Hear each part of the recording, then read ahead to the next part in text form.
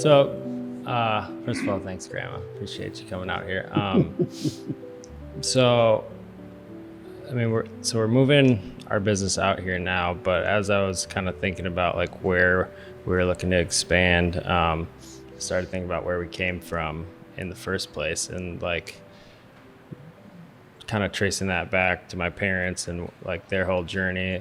So, and I guess it kind of goes to you and Grandpa after that. So, like, what made you guys decide to like move out here in the first place to the Chisago Lakes area, and then after that, like, why do you still live out here? Like, how come it, like, what was it that kind of just kept you out in this area?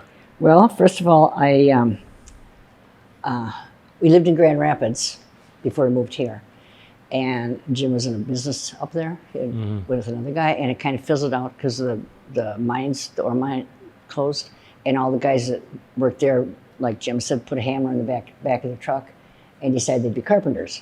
Well, okay. It's not that easy, so there was no work. So we moved. Sounds like Grandpa. Yeah. Build happy homeowners houses, that's what we used to call them. So anyway, so we decided to move, and we were down at my mother and dad's in New Ulm one Easter, right before we moved here. And it was in 1978. And my mother was looking in the paper. I don't know if you remember my mother. No. Oh, yeah. Anyway. Grandma Dunham. So anyway, she was looking and found some places up in this area. So I was still in Grand Rapids with the kids, and Jim was down here. So he started looking, and the realtor from Forest Lakes was taking him all kinds of junky places. And finally he said, listen, I'm done looking at these happy homeowners houses. You know, they're all cobbled together. I want something good, or I'm getting a different realtor. So she took him out to where we are now. And it was perfect because it had 5 acres, and you know. So of course right away I wanted to get chickens and lambs and all kinds of things, but I didn't. Had a big garden and chickens. And then we just kind of continued to redo the house, redecorate it, because it was some terrible decorating. Not that it's any better now, but late 70s. So it was terrible. The basement floor had patches of sample carpets all over the basement. That's exciting. None of them were the same. Some were shag, some were indoor out. I mean, it was just ugly. And I didn't see the house till the day we moved in. So I didn't see it till after we signed on it, and I was just sick. And so anyway, we just stayed here, and the kids got involved with school. And since then, I've been told by my brother, who's a pediatrician, said that the best time to move a family, and I'll keep this, guys, in mind with your own families, is not at the end of the school year, but during the school year, because they have to meet friends. They have no option. They have to meet, otherwise the kids, and I've experienced that with our own kids, they're sitting around all summer long feeling sorry for themselves because they don't know anybody, they're not around, their friends are, don't have any friends. So anyway, I thought that was good advice from him. A little bit too late, but anyway, so we just stayed here. The boys got involved. We really actually fell in love with the community after I gave up the idea that it took me about a year that I wasn't going to stay. I was going back to Grand Rapids, and I didn't care. Well, I realized that I was the only one that was miserable. Everybody else liked it. So Jim came home from work one day, and I said, I just love it here. I don't want to move back to Grand Rapids. And he just, what? Where'd that come from? And I told him, I said, the kids like it, you like it, so why am I so miserable just because I want to be? So we just changed my whole attitude, and I got involved with the schools. And so you just made a decision to be happy. So you made a decision one day and never changed your mind since? Nope, and I'm still here because interesting. I like it. I like the neighbors. In fact, I love my neighborhood now. I wish I was still back at the house, but things turn out the way they're supposed to, I guess. But anyway, so I stay, and I stay because of the grandkids, to be quite honest with you. I'm not gonna just family's that important, staying around that. Yep, I'm not gonna go south just because it's cold. Put a coat on and shut up. I mean, that's a lot of the reason, I love it, to be honest, why we were looking out here, is we're just trying to kind of grow closer to our roots. I mean, we spent a lot of time out in this area. A lot of really good memories with Grandpa and you and all the rest of the family, which is pretty extensive. So one thing that, like, Grandpa said a lot of things that like stick in my head, but one that I really think about like on a daily basis, and I kind of want to hear like when you first kind of started hearing him say it, but the ounce of prevention's worth a pound of cure, because that's really a lot of what our business model is. What we deliver is prevention rather than a curative type of solution. So what's the history behind that with Grandpa? Is it kind of always there, that something he just always did, or did it Just came up. Was there like a story that? No, I think he just liked that expression. Then he had another one, but it was something about the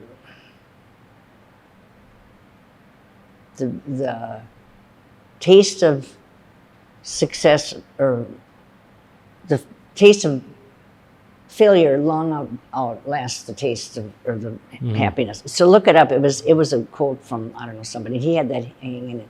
And then, he belonged to AA, so he got real with this, humble humility. Yeah. I mean, he always was a pretty cool guy. Yeah, The coolest, it's honestly. really. He always was, but anyway, he learned a lot of philosophy, and so did I. I got a little bit nicer after he. Yeah, I mean I still have my moments. The humility is pretty astounding, because that guy did some amazing stuff. He built a lot of really cool buildings, unique but like stuff. he didn't take himself too seriously. No, it was fun to drive through the Twin City area and say, I built that building and I did that building. And I wish he'd written a book, Same. because been cool. he worked on, you kids worked with him. I mean, even out by us, like you said, we worked down Chanhassen High School, but like a bigger thing like in culture now is like Paisley Park and that whole thing. The fact that like he's like deeply ingrained into the whole Minneapolis, St. Paul, and really Minnesota community from these different buildings and structures that he kind of ran it like Well, he was the man. He Like, was. he was the man. And like I see a lot of that with like my pops and my uncles and like my dad's, like it's just like really I don't know if it started with Grandpa or it started somewhere else, but like the impact that it had, like his servant's attitude is something that, yeah, I mean, it's. He took pride in what he did, and he didn't want. I mean, nobody wants to build a building that looks like crap when they're done, or it falls apart, or is crooked, and whatever. So he and his people on his squad were called the A team, because they were.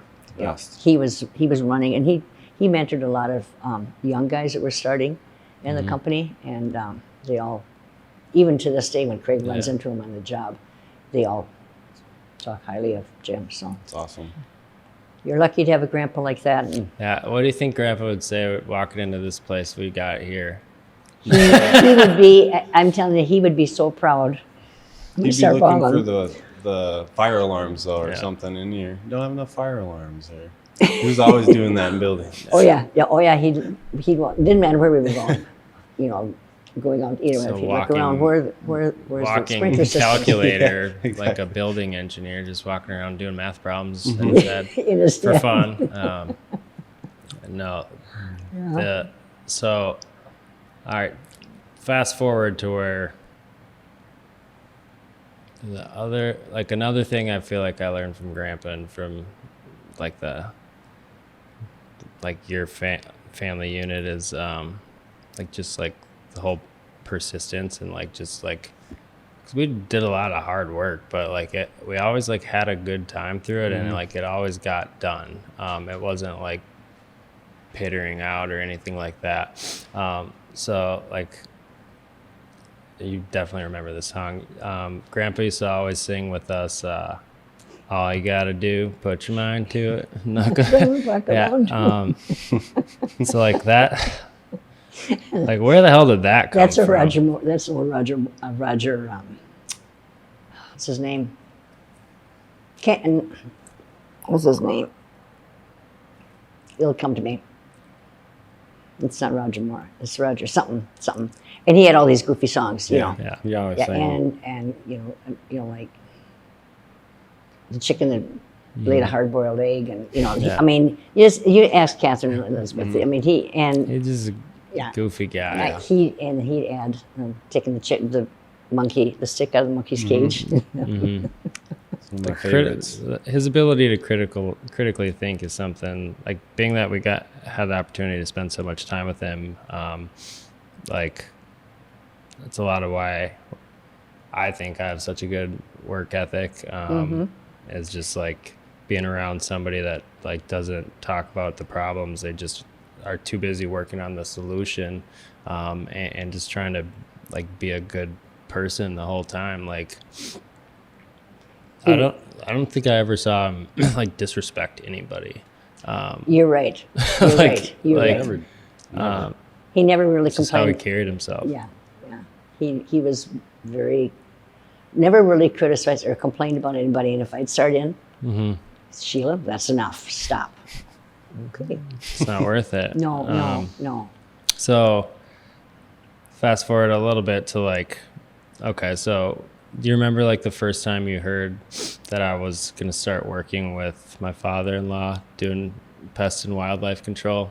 Do you remember where you were? Well, you mean Like, physically did I where tell was? you, or no, did probably my dad or something? I think your mother and dad just in conversation, and I was surprised because you'd gone to college, and I thought, well, what's that going to do? You know, now he went to college, has a big college debt, and he's going to kill bugs. You know, Yeah. that was exactly what I thought. And I was Logic thinking, wasn't really there. yeah, and that's It wasn't. no, and then you know now because I'm a little bit smarter and you've done so well, you use that what you learned in college to grow your business, you know, and to open your mind and learn as you go along. And you know now that you've expanded it, so I mean it's just Yeah, just mind-boggling. I just think it's awesome. so what? It's pretty fun. It's fun. It's It's fun to be a part It's of. a ride. It is, yeah, I mean, it's and- been like 8 years now since I've kind of took that step.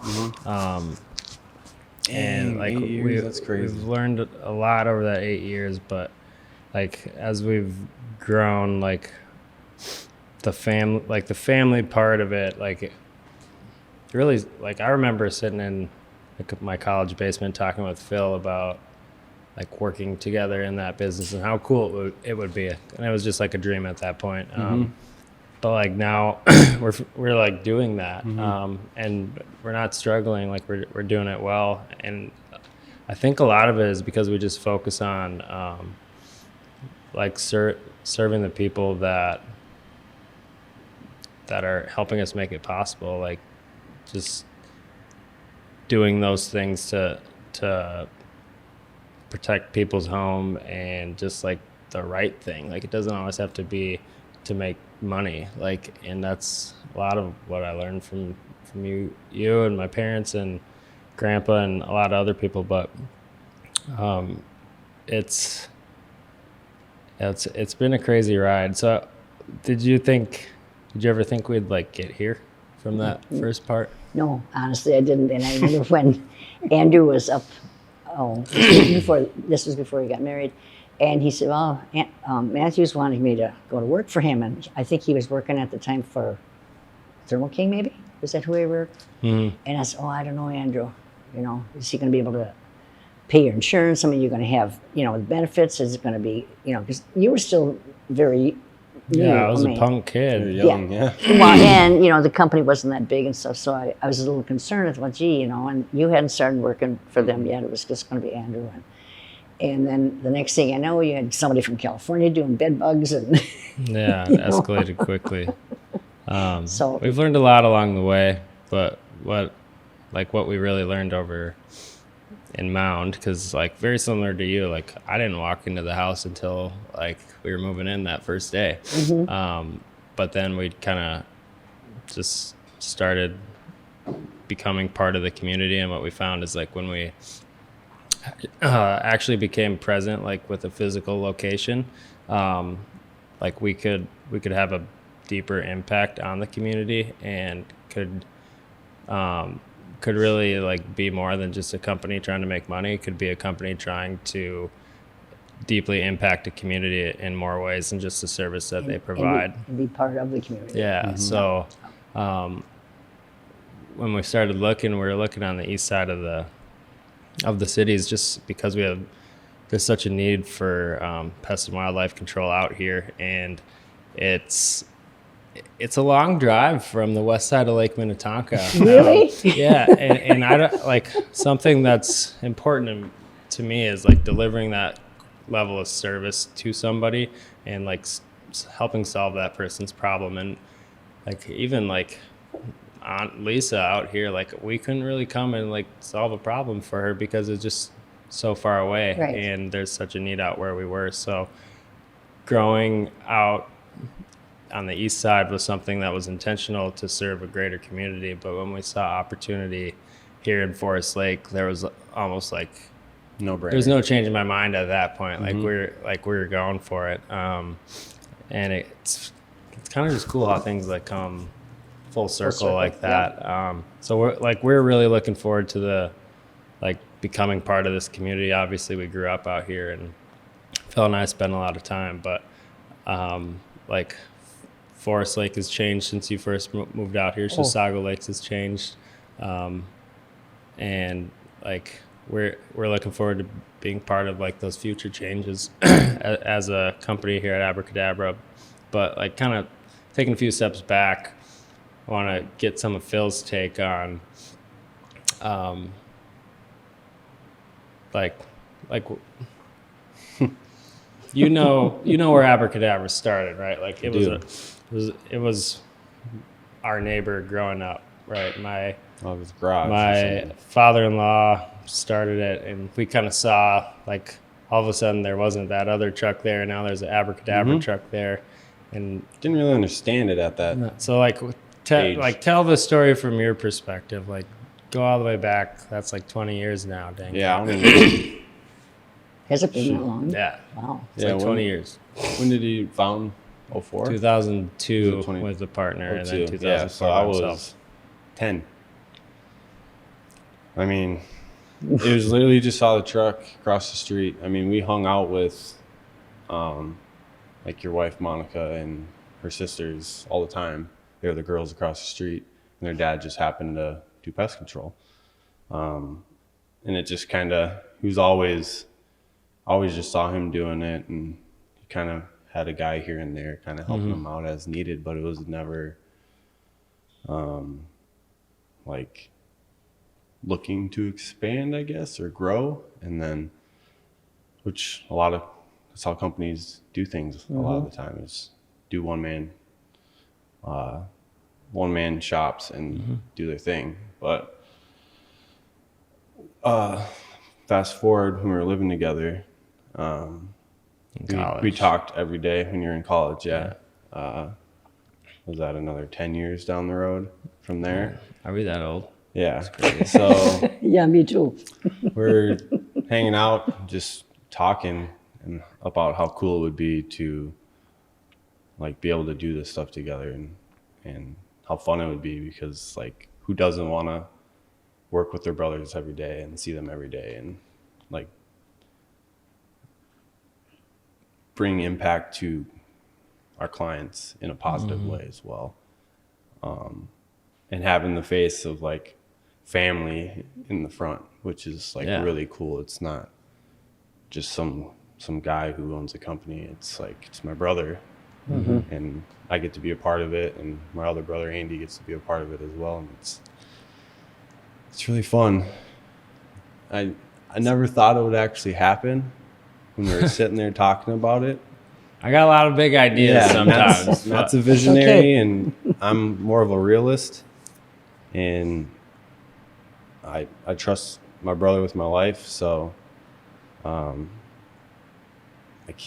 he's always the big idea guy. I'm more of the guy that it's like that's never gonna happen, but I'll talk with you and like I'll watch you try. yeah, I'll play with you in the conversation kind of, but not going into actually doing it and you nagging me for like 2 years to come work for you before I actually decided to. So he's the brains and you're the brawn. Yeah, you can say that. But He filters out all the not that good ideas that I think are good ideas. And do you listen to him? Sometimes. That's a good question, though. sometimes, yeah. So did you ever like, what did you think when Andy started working for me? I thought it was really cool. I was like, dang, this is actually, he's able to hire somebody and keep them busy enough to like do a specific type of route he was doing. He was doing mosquito work at first, but seeing it start from just you and Mike to being able to bring on Andy, I was like, that's already a step further, 2 steps further than I ever saw it as a kid. So, and even when we were talking, like when you're in college, and then it's just, I don't know, it's just fun. This is just really, it is fun, especially doing it with you. And yeah. I mean, everyone on our team has really grown to become like, not the Eichmann family, but like a bigger family, right? Bug family. Yeah, like a bug family. Yeah, that's funny. Like, I don't think we know any other way though. Like we grew up, like there's a lot of love at your house, and like that's a lot of where we learned about family. So Phil, like what from when you started with us to now, like what have you learned that's kind of been a driver for our success? Obviously, like persistence and like being proactive and those things we kind of talked about already, but like from your perspective, like what do you think we've done that the customers really they have a need for it and they want that need to be filled by us? Like why are we different? I mean, we're honest. We try to offer the best solution for what they may be dealing with. Coming into it, I didn't really have a lot of knowledge in the pest control industry. We grew up being outdoors and hunting and doing wildlife stuff, so I was comfortable doing that stuff. So, like, honestly, for me, it was trusting you, because like you're one of the most persistent people I've ever known in my life. So you don't fail. Failure is not really an option. So being a part of somebody who doesn't allow failure makes me want to be better to not allow myself to fail either. So like trusting and confidence and all that cool stuff. So it's funny you say that, because I think I failed probably more than anybody in the organization, but I've just tricked myself into You're like too critical of yourself. No, it's just like a failure is really not a failure. A failure is a new opportunity to learn. So by focusing on like the growth oriented part of it rather than the inadequacies or the shortcomings, like it allows you to use it as a stepping stone rather than a stumbling block. And so it's funny you say that, because like I look for failure, because that's like the opportunities that we have for growing, and as small as they are, like those add up over time, and like being okay with that failure is something I think I probably got from Grandpa and my pops. I mean, still a high level of detail, but if you're not failing, you're not really trying hard enough. And I like I don't want to do things the same way just because they've always been done that way. Like thinking outside the box to solve problems allows for a greater opportunity to serve people. And some of those things, like just how I think I see it, it's kind of rolled out in our company. Like after coming in to Abra, I just started seeing needs that customers had that we couldn't serve, and then I just figured out how to do that. And some of them weren't big pictures serving all the customers, but there were one or two customers that did need some things. But like mosquito and tick control, that was something that we didn't really offer when I came in. Our green dock treatments for spiders and stuff like that, again, very innovative for our area and something that nobody really did. Obviously, I look a little different than the standard pest control guy out there. And that's not, that. I mean, that like a lot of what I've looked at is just like, how do we differentiate and make it better? Like, how do we stand out from all the other pest companies? Because pest control is really a science at this point with the products that are available. And what I found is, like, by focusing on the customer and what they actually need and what they're feeling, rather than focusing on the bug and how to eliminate it, that's really the best way to have success in a pest and wildlife control company is focusing on the people. Can I insert something here? Please do.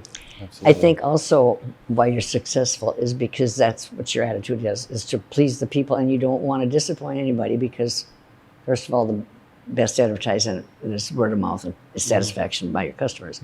And you take your business as personal. You get into these bigger companies like, the other bigger, and that's just a number. I mean, just a business. Just get in, do your job, get out, get paid, and go home, and don't care if it works or not. But you have a different attitude. You have more of a personal attitude to please the customer. Like you said, not just to kill the bug. It's that pride. I mean, it's the pride of workmanship, but really, like, exactly. the people are what it's all about, because the pest really isn't the problem. It's the fact that the people chose to live in an area where those pests exist. So that home is just there, and we try to allow people to not have to think about all that, not have to think about the noises in the attic, and just focus on spending time with the people that are important to them and doing the things that they care about.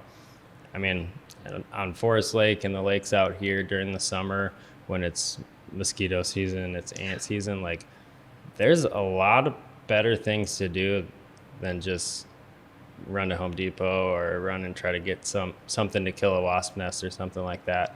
But it becomes like a stressful situation, because, like, now instead of just going down to the dock and hopping on the boat, you got to figure this whole other problem out. And we just want to give people the time back and really the peace of mind that comes with knowing that, hey, somebody's out here taking care of my problem. They're proactive rather than reactive, and that's that ounce of prevention's worth a pound of cure thing.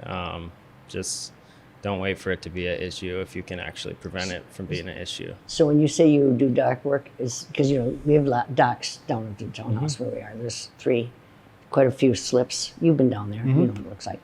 And anyway, so what do you do? Get rid of the spiders and the stuff that are hanging under there, and the so wasps and being that it's over water, we gotta be careful to not put anything into the water that's going to be harmful to the aquatic life. So there's a lot.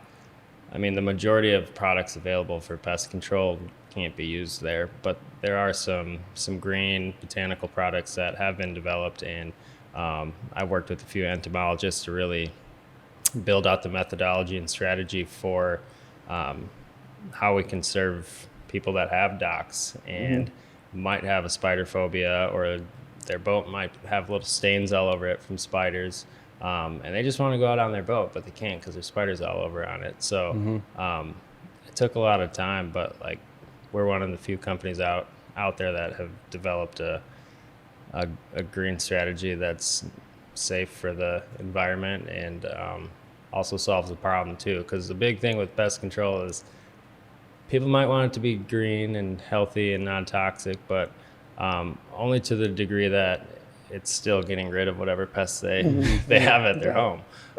So but we just focus on the process and not really the product, because that's what it really comes down to, is the process of proactively taking care of a home instead of just finding a product and trying to use that, because that product it's not pest control. It's a lot more to pest control than just products too. It's there's a lot going on.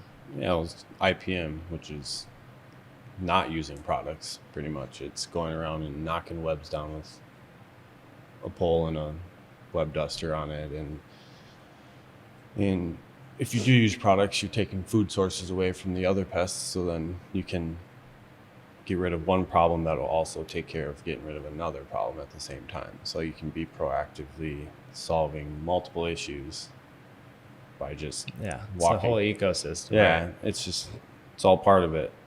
So, yeah.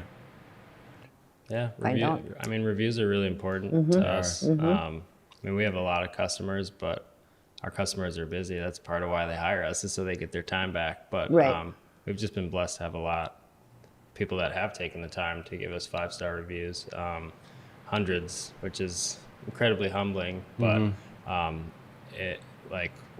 that's like our key measurement of success is somebody taking the time to like share about our business, because that means that we've gone above and beyond, and they're reciprocating that and going above and beyond, because they don't owe us any of that, right? That's them taking more time out of their day, but that's kind of our goal, is to want people to realize that it's more than, oh, they come by and kill my bugs. It's we make it a lot like it.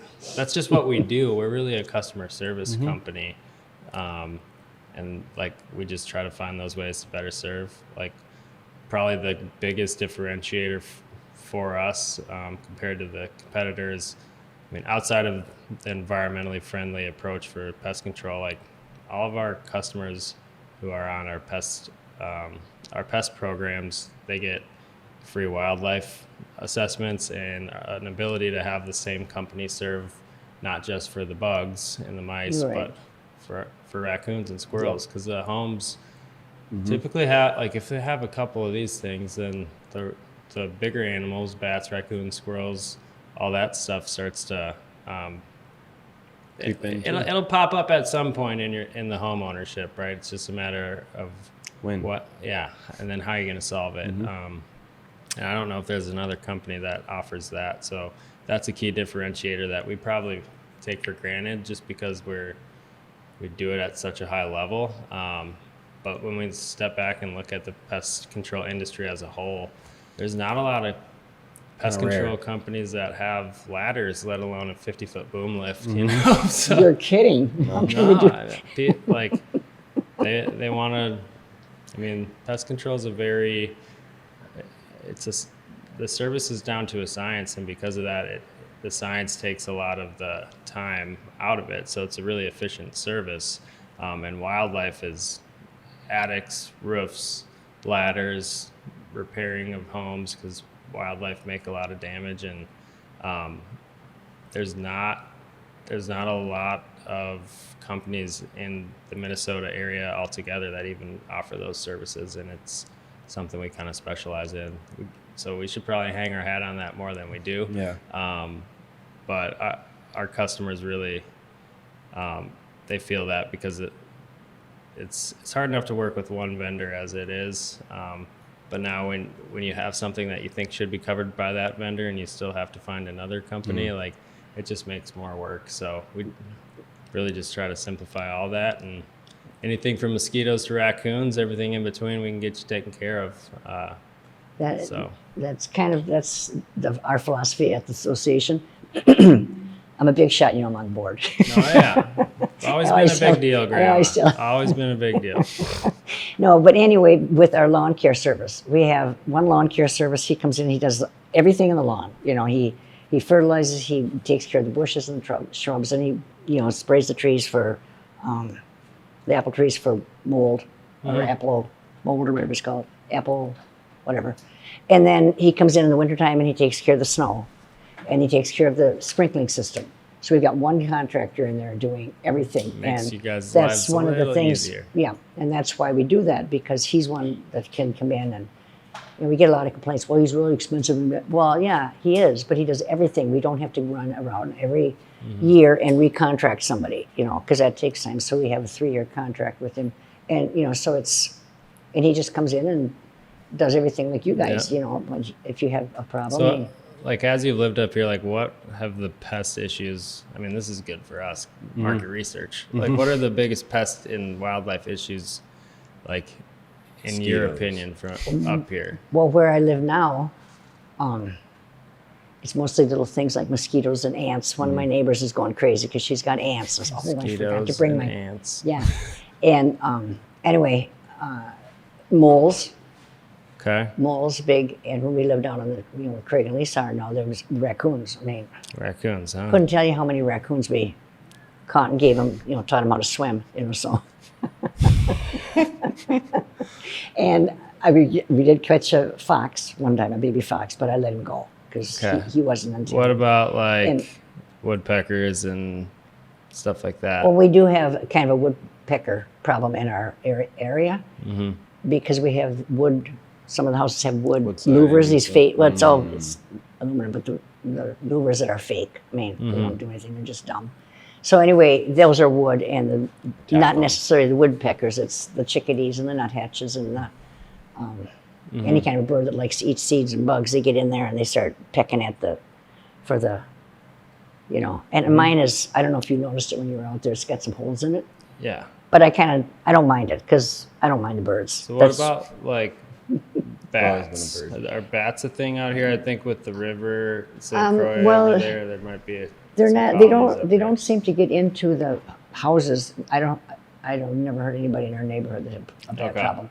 But chipmunks, you know, rodents, and squirrels. Sure. Well, you're never going to get rid of the squirrels because we have oak trees out there. And we're that's just kind of. See, we don't want to get rid of the squirrels. We just want to keep them out of your outside. house. Exactly. That's what I told somebody. Said, I've got squirrels. And I said, well, they're not real concerned about the squirrels outside. It's when they get into your house that they care about. You know, if they get into your attic or they're in your garage and they're eating everything in your garage and chewing the wires in your cars. We're just protecting homes. Yeah. I said that's when they're going to be concerned. But if they're outside, I mean, you can't get rid of everything. No. You know, you have to have some nature out there. I mean, exactly. People that want a perfect world should. Yeah, we just want nature to stay outside. Right. And that's what I told them. I said, what is it called where you black up the houses and the holes and stuff? Animal proof.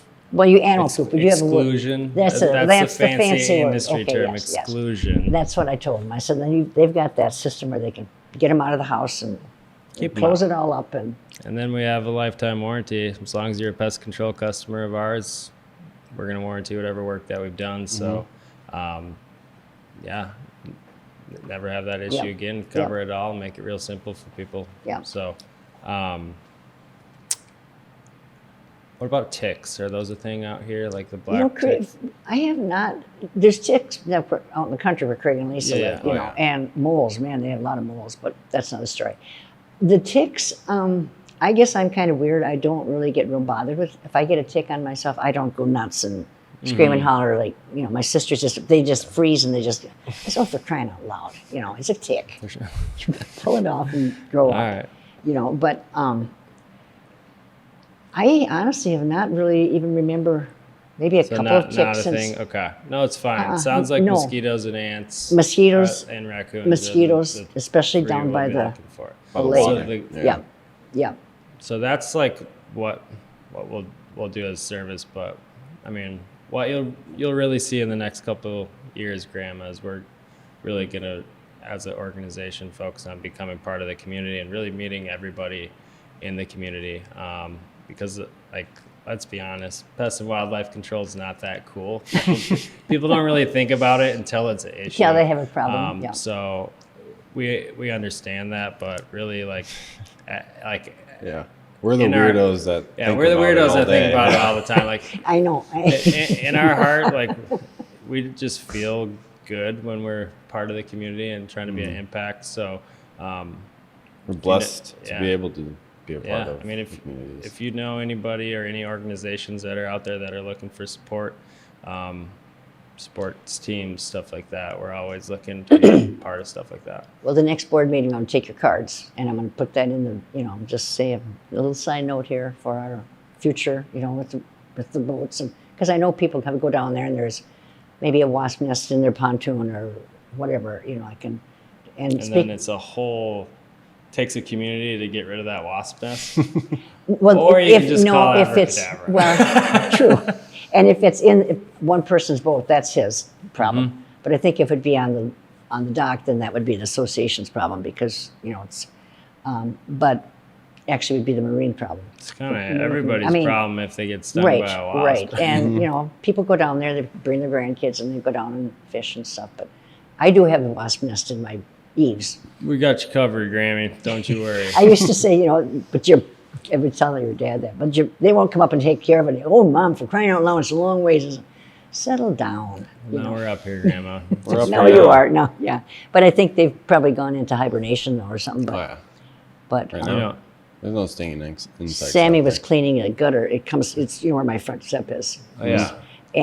And he was cleaning the gutters, and there's bees up there. Well, he's allergic to them. Mm-hmm. So he was, trying to get them. And I said, get down off that ladder What a before you get goofball. stung. What is he doing? Well, he thought he worked real fast, so he'd get it. I said, stop it. I don't care anymore. Leave him there. You got any other questions you want to ask, Danny? What advice do you have for business owners from a consumer's perspective? Like, what would you say? What would I give the advice? Yeah, what kind First- of advice to help businesses run better? That's a great question. Well, I think for the business owners or the people working for the business to respect the homeowner, respect their their property, their home, their whatever it is, to respect that and to listen to the customer, to listen to what they have to say, and to follow through. And don't give them false promises. Don't tell them something that they know darn well they're not going to do. Be honest with them and open and leave a Pretty- good taste in the people's pretty- mouth. Pretty much what you guys do. That's literally what I tell our team we're trying to do. Just- Nice. High five. We're doing all right. All right. That was a really good question. Not that I Danny. know anything about running a business, but that's how you should be living You your don't- life. I mean, That's how you should be in life. You respect people and listen to it's them. a bigger picture thing, but you might not think you know about running a business, but you interact with businesses every single day, and I don't know if you really realize, but you do a really good job of using local businesses because Oh, yes.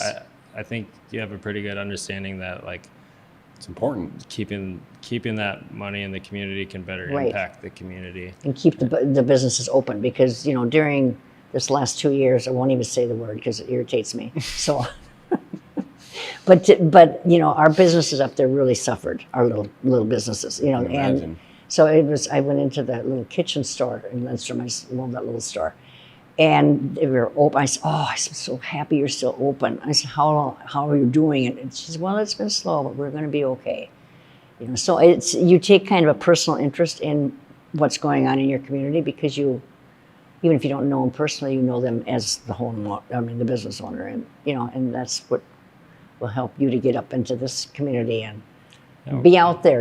We're looking forward to I am too. becoming I'm more and so more excited part of for the you to be up community. here. Hey, just when Oh, we me hit you too. up around lunchtime, just don't be surprised. Well, then, so in other words, you mean I have to have food in the house? Yeah, or we can just order usually- in or something. Okay, because usually, Feel free to stop by with food too. You run to the golf course and meet Dad for lunch or dinner or something, right? Yeah. When he's out there. yeah. But then they call me Rocky up there. Oh, okay. You know why? Why is I that? don't know. Let's hear that. Your dad. So He's much starved. gold here, Danny.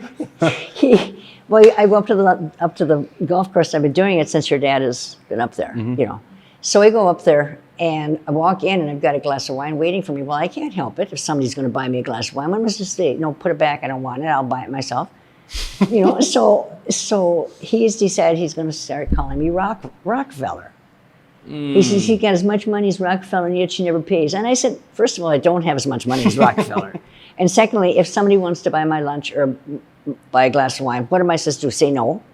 That's rude. You know? It is rude. So then Craig started calling me Rockefeller. I said, just shorten it out to Rocky. Just then nobody knows. So Sounds more badass. It does. so that's, but you know, that's, I won't call you Rocky, Grandma. thank you. I'll tell Dad to And stop I do pay my way more than he knows. I bet you do. So. For the Been record. paying it the last, what, 40 years Well, out that's here. what I You told can him. I tell said, that. Scott, how many times did I buy your meals? You know, 18 years, buddy. Yeah. 18 and longer. I don't And think we've ever thrown in for a Thanksgiving dinner either. no, so, no. Well, maybe a Grandma. salad or something, but Well, yeah, we're anyway, but super grateful for you taking the time to do this I and want you- humoring us. yep, like- We love you. We're looking Love forward you to guys. looking forward to spending more time with you. We'll Yeah. we'll get your living room exciting. set up. You want to be in the sun right there? or do you wanna absolutely, be absolutely. No, in the around sun. In the sun. Okay. Yeah. Sweet. Hey, so if you need pest control, feel free to reach out to Abracadabra. We're always happy to be a resource and help you take care of any pest or wildlife issues that you have.